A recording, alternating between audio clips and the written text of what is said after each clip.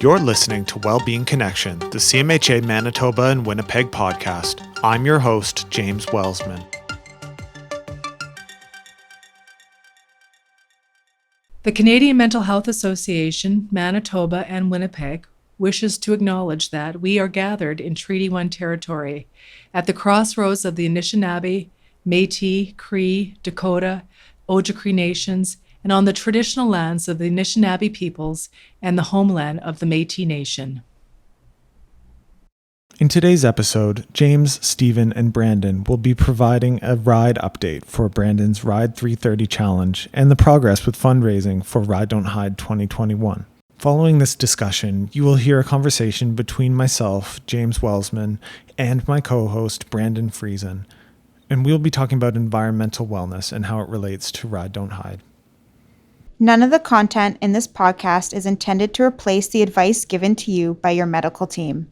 If you are in crisis, please phone the Manitoba Suicide Prevention and Support Line at 1-877-435-7170 or text CONNECT to 686868 for the Kids Help Phone.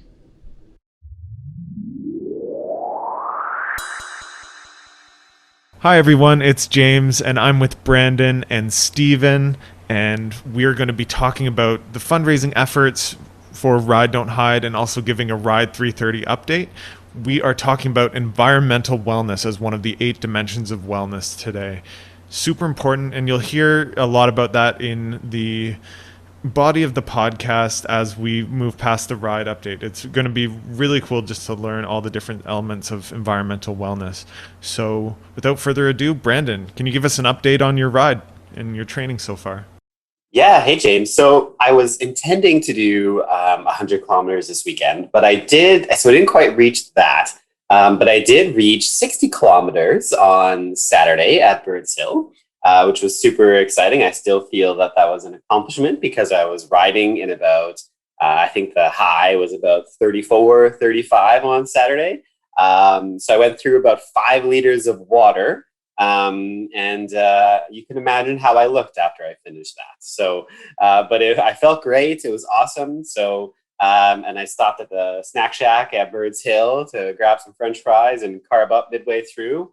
And I went through that area, and I'm sure a few people might have seen me. I was wearing my Pride socks, so I was nice and colorful that day. So I also think that added a little layer of safety to the day because I'm sure I was noticeable. So that was super exciting. This week I'm gunning for the 100 kilometers on this Saturday. So I'm hoping for some weather that's not nearly as warm.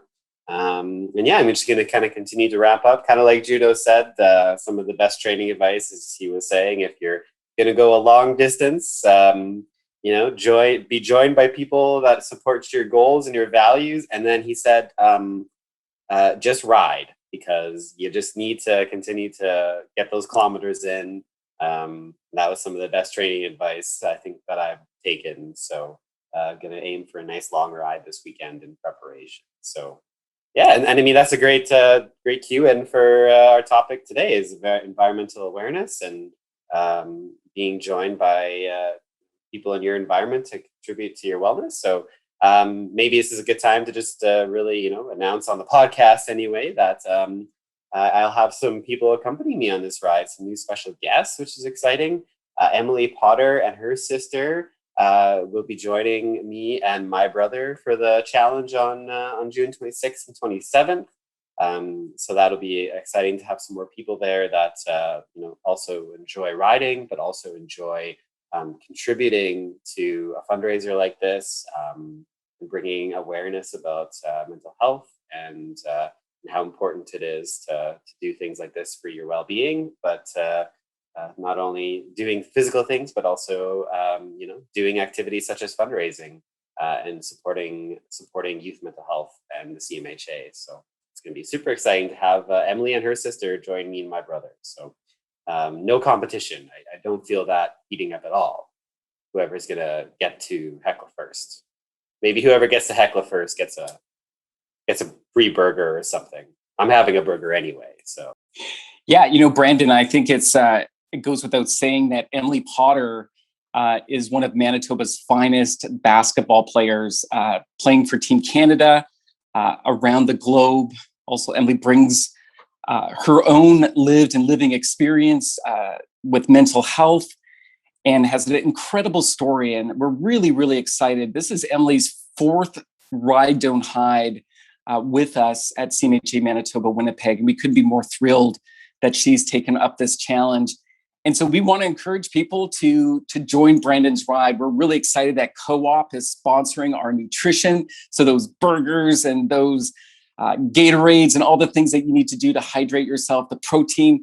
We're really thankful for Co-op to stepping up and being able to provide all those pieces for us as we're riding our bikes. It's so important to replenish. And so it's great that you're working on that ride, Brandon. I'm so excited to see the pictures that are on Instagram and on all our social media platforms.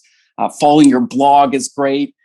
One of the great things that we have the opportunity to do is partner with businesses and organizations that really believe in Ride Don't Hide and the promotion of mental health and awareness within their communities. And because this is a Manitoba-wide ride this year, we have people who are sponsoring us in Thompson and the Paw, in the Parkland region, in Selkirk, all throughout Winnipeg. One of the greatest corporate champions that has come on board is our friends at Manitoba Government Employees Union, second largest union in Manitoba. And they are going to match up to $25,000 from their members who are participating in Ride Don't Hide. And we've earmarked that fundraising effort for workplace mental health, because we know that a lot of people are really struggling and they need that support. And I'm so excited that CMHA Manitoba Winnipeg has a workplace health and safety lead here. And I know that the fine folks at the MGEU are setting up their teams, and they're going to ridedon'thide.com, our platform where people can sign up. But we really want people to join this team. And this whole podcast for these 8 weeks is really about reinforcing how our movement makes us feel better, getting ourselves out of isolation and connecting. So Brandon, it's so great to hear about going to Birds Hill. And I imagine some people were maybe asking you, what are you doing? Like you're wearing these fun socks, and what have you heard from people, in your community as you're sending out those invitations to ride alongside you? Yeah, the feedback has been great. There's been, people that are interested in, planning their own ride. And a lot of people say, well, I don't have a bike, and how can I get involved? And it's awesome because they can plan their own ride that doesn't necessarily need to be on a bike, which is super exciting. So I'm hearing a lot of really creative things that people are doing for their ride 330 or their ride, whatever their ride there is.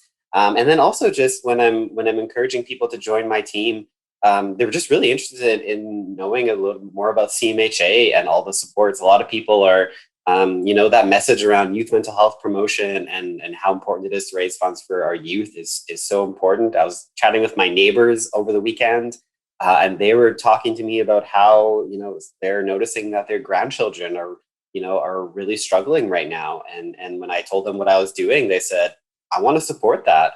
And I want to join your team, and tell me more about that and how I can get involved. So I think there's a lot of feelings in the community right now that, our youth could certainly, all of Manitobans can use support. But I think that it's really resonating that our youth are at a particularly vulnerable point right now. So it's been, the feedback around that has been awesome. And I think just being able to share about our Thrival Kits, being able to share about the Speak Up program and all the different youth supports that are available, it's been a really great experience to share about that. Your inspiring ride has inspired me too. And when I went to, just as you, the listener, might go to the link below to join Brandon's team, I joined Brandon's team. I've started my fundraising. I'm about a third of the way there. And for my ride this year, I chose yoga. And so as I am As I'm preparing for my yoga ride this year, I started with breathing exercises. So for the last couple of days, just connecting with the reasons why I do it, as you heard in the last episode with Junel, who's doing the Trash Stigma event this year. He really talks about connecting with the reasons why, and that really resonated with me. So connecting with the reasons why you ride this year is so important. And so I'm thinking about the youth who are really struggling this year, and I'm thinking about what I can do for myself by moving more, by breathing, doing these breathing exercises that will help prepare me to get in the mindset for yoga.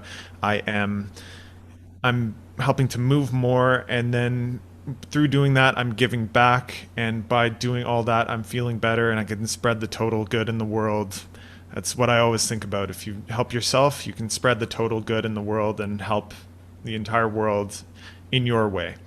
And so that's why we ride our way this year, and helping your environment all around. You'll hear more about that as we go through the podcast, whether it's your home or the environment around you, the community around you. We really encourage you to connect with what makes your environment a positive space and create a positive environment around you as you're training for your ride, just as you'll hear Brandon will be doing this year as well.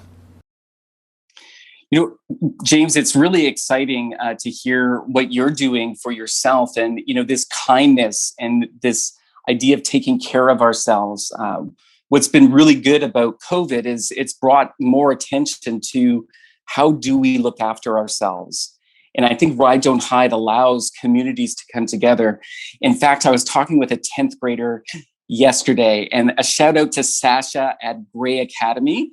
It was a great 45 minutes of just, answering Sasha's questions around what we do at CMHA as it relates to youth mental health promotion and youth mental health in general. And I really was quite inspired after our talk, where Sasha's like, Stephen, I'm so excited to share with people Ride Don't Hide, because she didn't know that we do this, and we've been doing this for the last 5 years. And she said, I'm going to go on social media. I'm going to share things. I'm going to like things. I'm going to really bring this out into the open. And that's what it's about. We started this pandemic by saying we got to love big. And I think this is a great way where families, communities can love even bigger as they ride for purpose, as they do yoga for purpose, as they roller skate, dance, rollerblade, all of these sorts of things. It's incredible what is happening, the movement that has been going on from coast to coast to coast in Canada. So we're really thrilled that people had that opportunity to join Brandon's ride. Go to that link right below, join Brandon's team. I've joined his team, my family, you're joining his team, everybody's joining team. And Brandon, last word for you. Talk to me about how staff have really come on board here at CMHA Manitoba Winnipeg.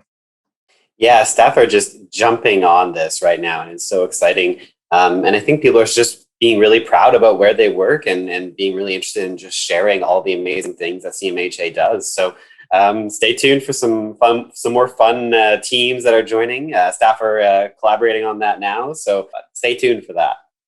Thank you, Brandon and Stephen, and let's go to the next segment.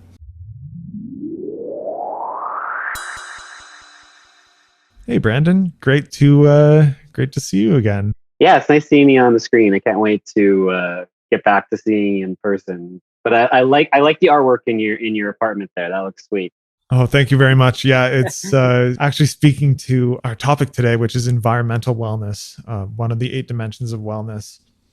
Winnipeg is in a bit of a rough shape with COVID right now. And so we're taking all the precautions that we need to take to stay safe. And so we're recording this over Zoom. And we thought this was a perfect opportunity to introduce this environmental dimension of wellness. There's so many aspects of our wellness that are tied into all the things around us. And so we recognize too that when we're in a place all the time, such as our home, our environment, whether there's garbage on the floor, whether everything's squeaky clean with no dust on anything, all these different factors can have a big impact on our wellness. Brandon, can you describe how you set up your bike in your home for training? So obviously having a right environment when I'm prepping for the 3:30 ride is so important. Putting things around you that honor your values, I think, is really important. But also just it's about who is in your environment. I always think that setting up an environment, A, should be respectful of you. So ensuring that it's, tidied up, and for the most part, I think it's pretty good. But I think that's so important. And just, yeah, being aware of kind of who you're surrounding yourself with is really important too. Yeah, I don't know. Those are some things that I kind of think of when it comes to my environment. Yeah. What do you think, James? Like when you're thinking of an environment, like things that I haven't thought of in terms of having a really healthy environment.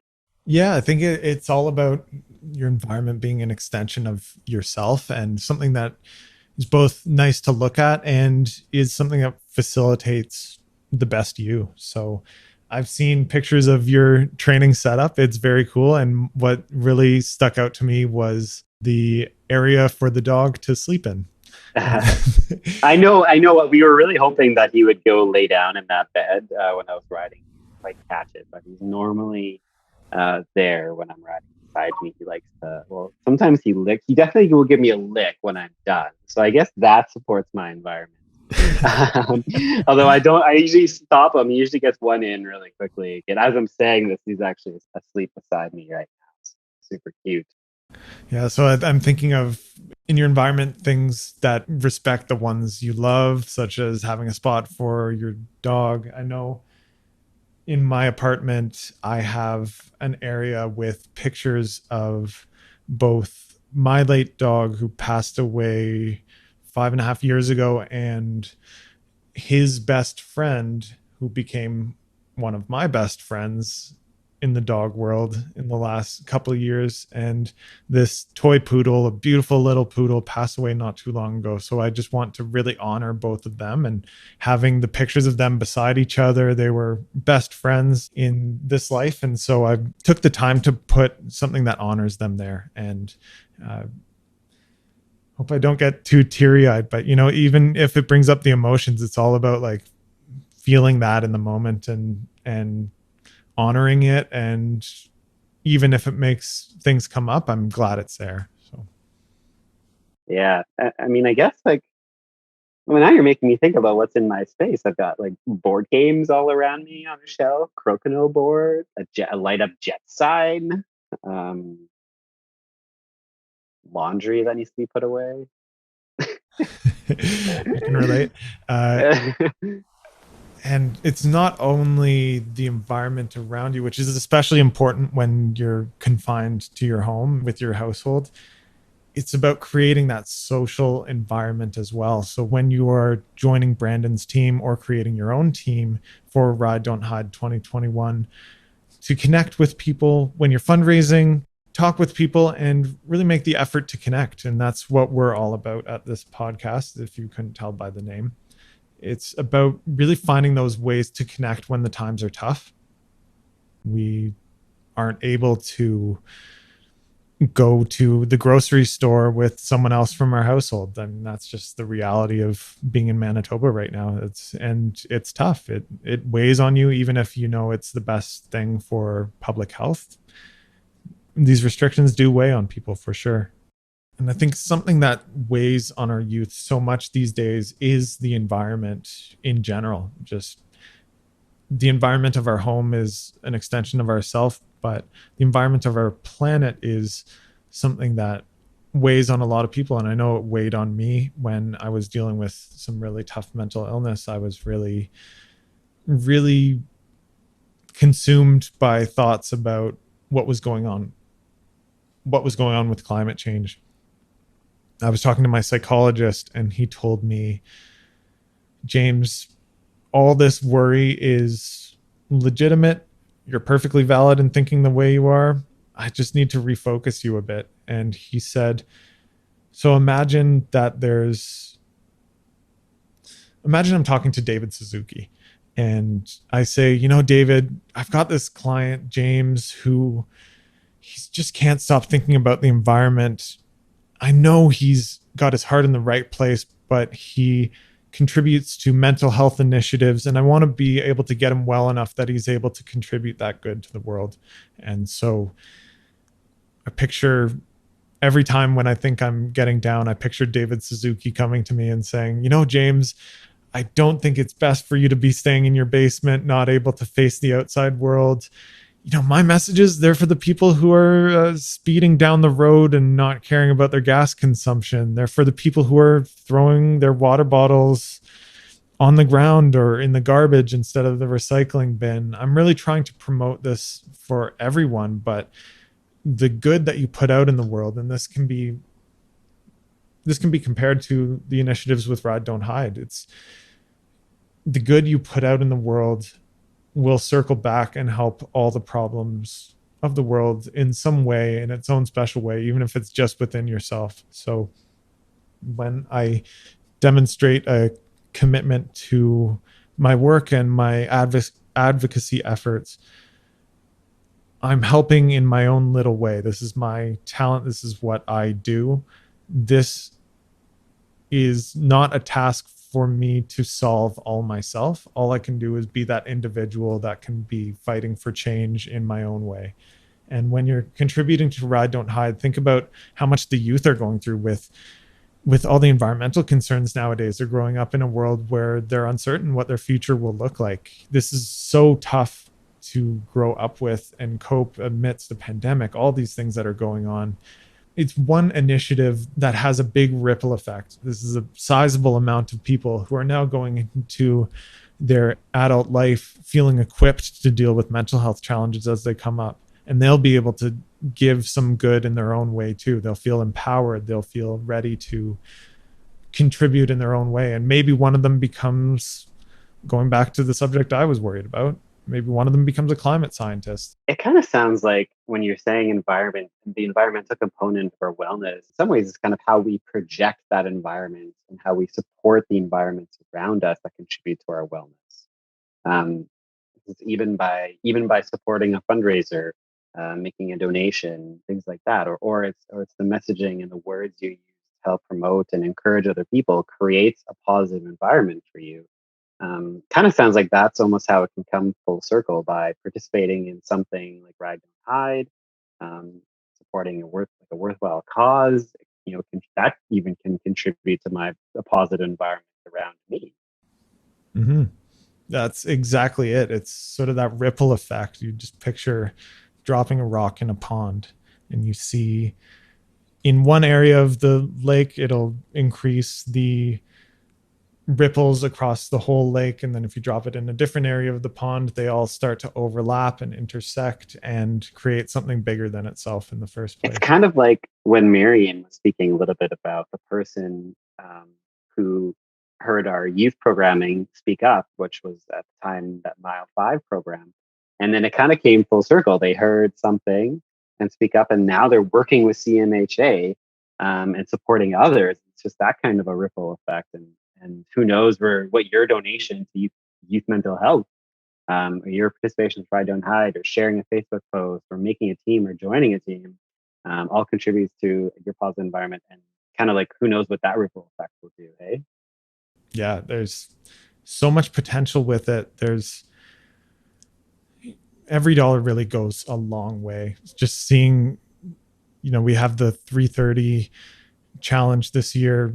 We're asking everyone who participates to be able to fundraise $330. This doesn't have to be all from you, but it's about building those connections. And we want to show what it's like for us on the day-to-day, what it's like campaigning for this initiative, how you can go about doing it in your daily life. And it's all about building those connections. It's about knowing why this is so important, so that when you go and talk to your family, you talk to your friends, you build that social connection, which is part of your environmental wellness. It's so powerful when you really connect with the message that we've had this year, which is move more, give back, and feel better. It's really so true. I've had a lot of time to think about those words, and there's a real power to it. Yeah, no, I would totally agree too. And just the more that I'm becoming engaged with Ride Don't Hide, and obviously I'm moving a lot more, giving back.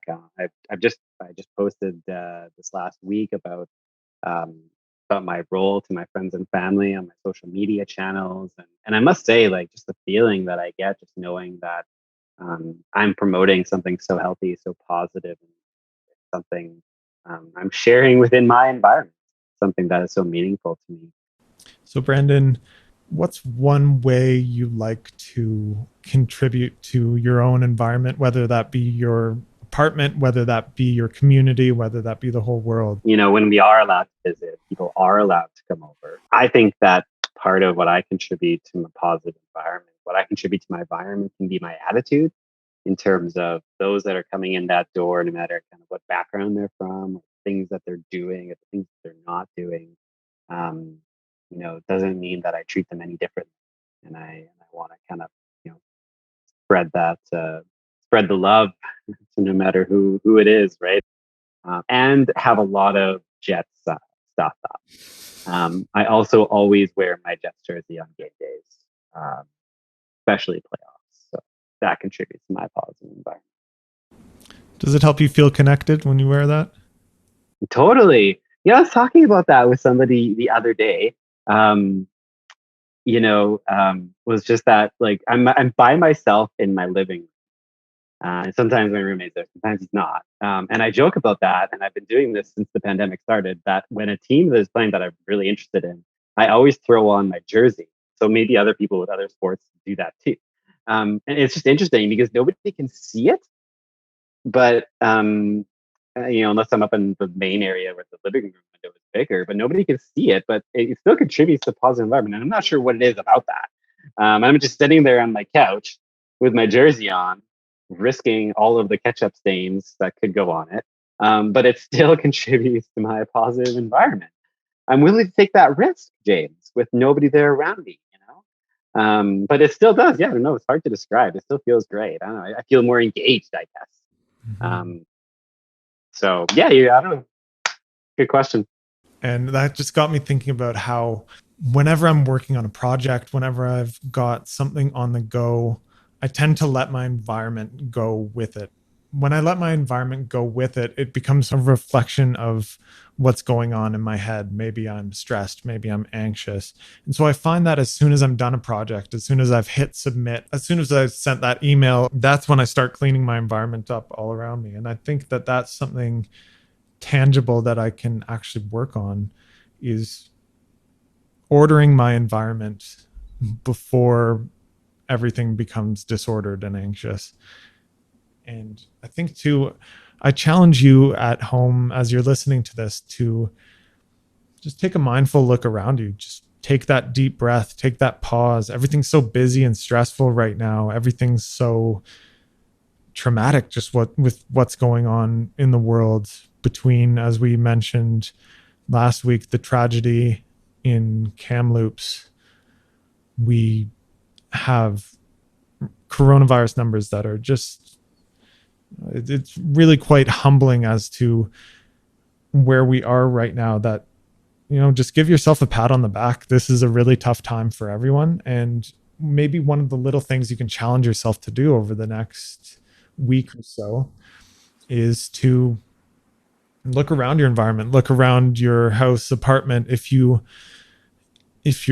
sharing a space with someone, how can you share the space in a more effective way? So that's something that we can do. And also create your space for Ride Don't Hide. I'm going to be doing yoga this year as part of my rides. So I've already tested some of my Chromecast capabilities to be able to find the best videos to go along with.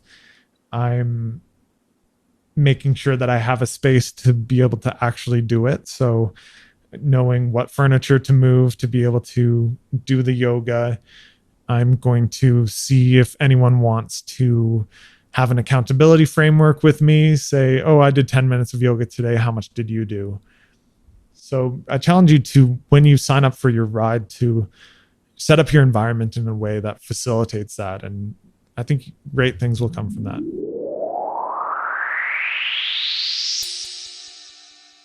What would a podcast be without me, the host, leading you, the listener, to think about the things that I want you to think about? There's a couple of messages I want to get across today, and I hope I got across these messages with my stories and my vulnerability around mental health. One is to lead with love, to always have love in your heart. And two, I've given you an avenue to do so. Join Brandon's team at the link below and give back to a cause that really matters. Thank you.